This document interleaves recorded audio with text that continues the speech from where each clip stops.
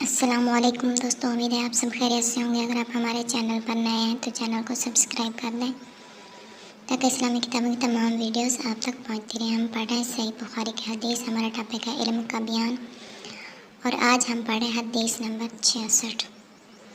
وہ شخص جو مجلس کے آخر میں جائے اور وہ شخص جو درمیان میں جہاں جگہ دیکھے بیٹھ جائے، دوسروں کو تکلیف نہ ہو۔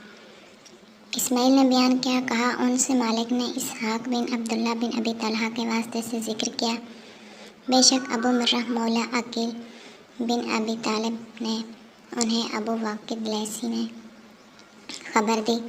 مرتبہ رسول اللہ صلی اللہ علیہ وسلم مسجد میں تشریف فرما تھے اور لوگ آپ صلی اللہ علیہ وسلم کے ارد گرد بیٹھے ہوئے تھے۔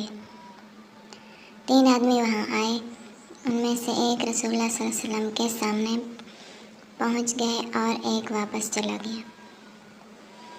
کہتے ہیں کہ دونوں رسول اللہ صلی اللہ علیہ وسلم کے سامنے کھڑے ہو گئے۔ اس کے بعد ان میں سے ایک نے جب میں جگہ کچھ گنجائش دیکھی تو وہاں بیٹھ گیا، اور دوسرا اہل مجلس کے پیچھے بیٹھ گیا، اور تیسرا جو تھا وہ لوٹ گیا۔ تو جب رسول اللہ صلی اللہ علیہ وسلم گفتگو سے فارغ ہوئے تو صحابہ رضی اللہ تعالیٰ عنہم اجمعین سے فرمایا کہ کیا تمہیں 3 آدمیوں کے بارے میں نہ بتاؤں؟ سنو۔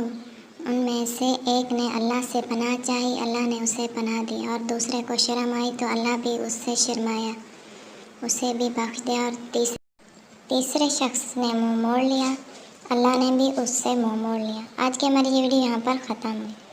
ہم اپنی اگلی ویڈیو کے ساتھ پھر آپ کی خدمت میں حاضر ہوں گے۔ تب تک کے لیے اللہ حافظ۔